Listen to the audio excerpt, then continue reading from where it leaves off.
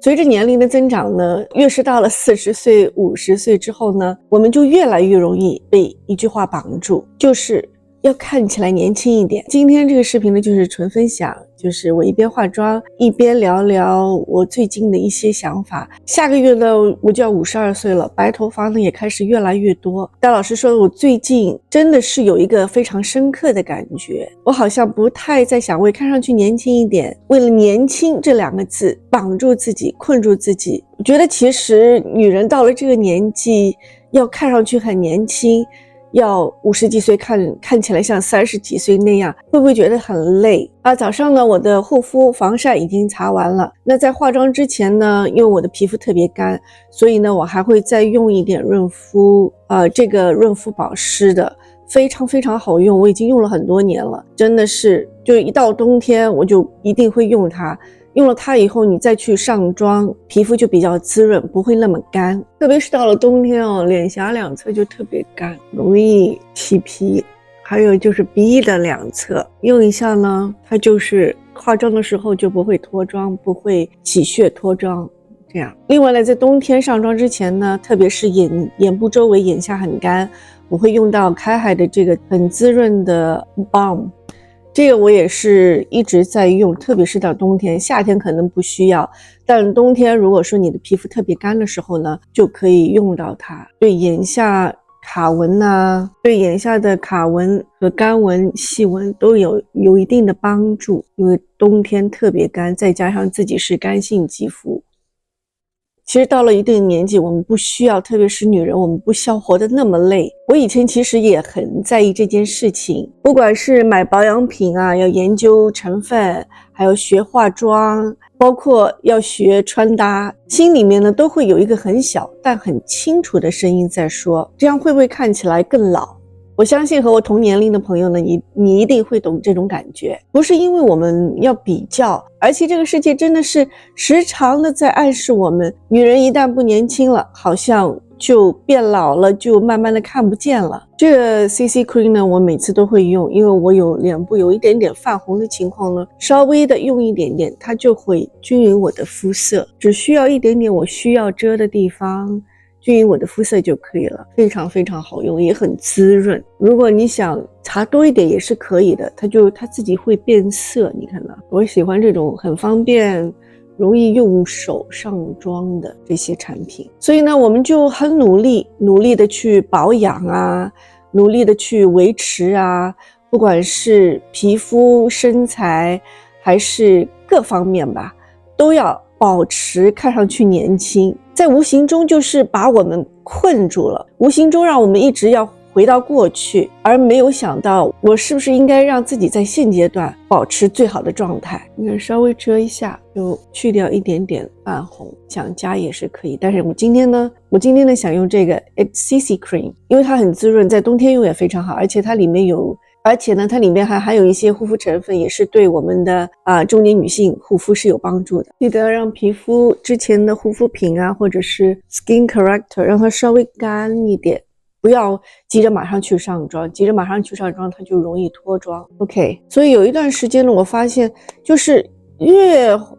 化越完整，好像每个步骤都一定要做到齐全，因为我们毕竟每天只是平常的工作、平常的生活，不需要花很多步骤去把每一个妆都一定要画得很齐全，反而让自己过得很累。有时候妆画得太过，近距离看，一照镜子就会觉得这个妆感太浓了，或者是太重了，想遮瑕，想遮这里遮那里，或者是眼睛又画得太浓，确实不太，就是在现实中生活中真的是不太现实。我现在想化的妆就是能够跟朋友见面的时候近距离看，你的妆感是很自然，皮肤好的那个状态。最主要的是我想让我的肌肤看上去有光泽健康，所以护肤真的很重要，特别是妆前每天早上的防晒一定要擦。这个 CC Cream 真的很好，它有一定的遮瑕力，但是呢又不浓又很滋润。还有就是你上妆